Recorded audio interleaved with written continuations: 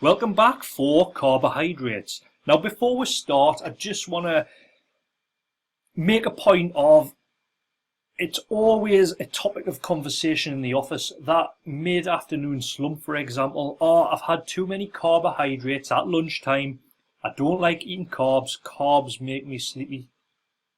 And I just want you to critically think about this and maybe think it isn't the carbohydrates making you sleepy. You see, when your body eats a big meal, that requires a lot of energy, a lot of the body going through different processes to break that food down. And what can happen is you can feel sleepy as a byproduct of the body breaking down that food. So it doesn't matter whether that food is carbohydrates, protein, fats. It's going to cause a sort of a little bit of sluggishness, if you like, and it's not necessarily carbohydrates raising insulin or anything like that. So I just want to put that in there before we start. So carbohydrates, otherwise known as CHO, which is just the slimmed down version if you're into science and all the rest of it. So typically our carbohydrates look like potatoes, bread, pasta, oats, cereals, rice and fruits such as apples and bananas. And it provides 4 calories per gram, which is exactly the same as protein. It's important because carbohydrates have fiber in, which aid digestion, and that means you get a slower transit time, whereas the food's staying in the body, so it keeps you fuller for longer, essentially. And carbohydrates provide volume to the diet. Let's be honest, life is more fun with carbohydrates. So just putting these in there, it adds bulk to the diet. And it can aid sleep. Carbs can aid sleep in the form of it allows the body to create serotonin, which can make us feel sleepy. So that's something to consider. The whole I shouldn't eat carbs on a night time. Well, it could be quite beneficial having carbs because they will help you sleep.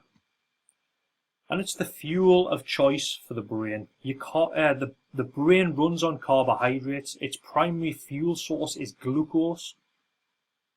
So if your brain is running on carbohydrates, then you should think, blooming hell, that's quite important to have carbohydrates in the body.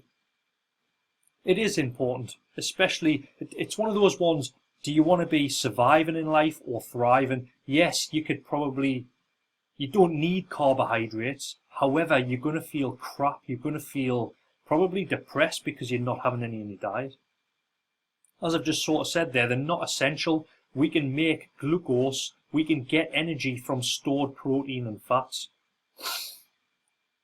And basically, glucose is stored in our muscles, which can be utilized for exercise, and it's stored in our liver as well. So if we're not getting it from foods, we're going to get it from, if we're not going to get it from carbohydrates, we're going to get it from your protein and your carbohydrates to be used as fuel.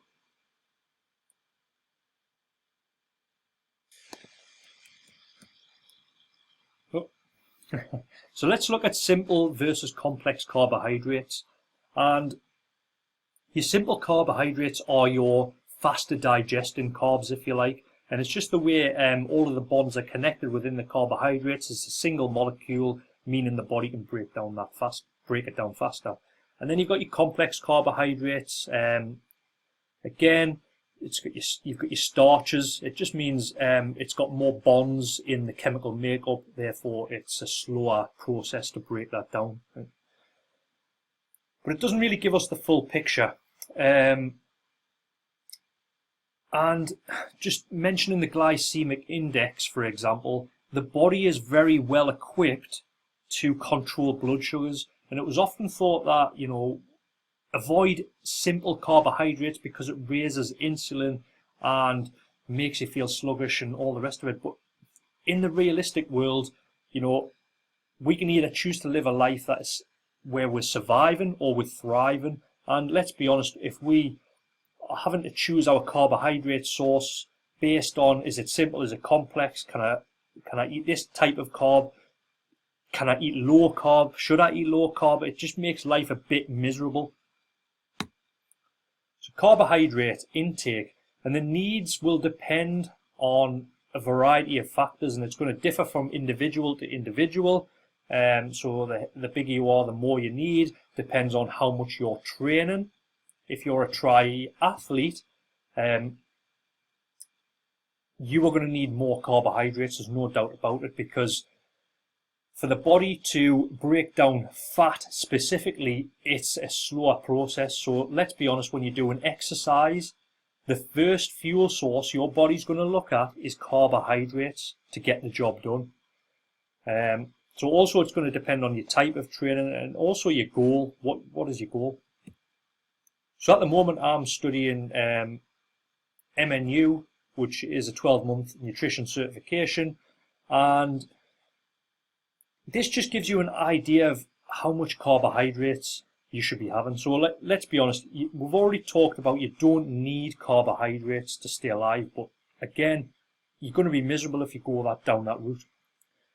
So let's take fat loss, for instance. If you're 100 kilograms, then you want to be having at least 100 grams of carbs, and even that is on the low spectrum. Again, this just gives you an idea of what you should be shooting for. And as you can see at the top of the tree, you've got your performance athletes, such as a triathlete, and they eat loads of carbs because they need it. So does excess carbohydrates make you fat? Well, it's very hard to convert carbohydrates to fat. As I've said, the body will utilize carbohydrates. However, if you've got stored fats in the body, then yes, that could be made into fat. So if you eat more carbs, you burn more carbs, but then you store more of your fat. So essentially, as I've just said, if you're eating more carbs, your body's just going to look at those carbohydrates and utilize them for fuel.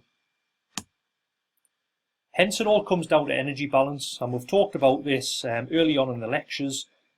You know, calories matter. Calories are the most important thing when it comes to losing weight. And the more active you are, the more carbohydrates that you're going to need. So that just goes without saying. Don't look to cut carbs in, the vain hope that it's going to be the magic pill. As I've already said, calories are king when it comes to fat loss. So the take home from carbohydrates are, needs will differ from individual to individual. They're not essential for living, but they're essential for performance. So if you're going to go low carb, you can expect performance to take a big dip. I haven't put this in the slides, but what I want to mention is carbohydrates can have an effect on cortisol, for instance. So if you eat more carbohydrates, and cortisol is your stress hormone, it can just bring that cortisol down. So it can actually, improve your stress levels, believe it or not. They are not inherently fattening. We've already discussed that.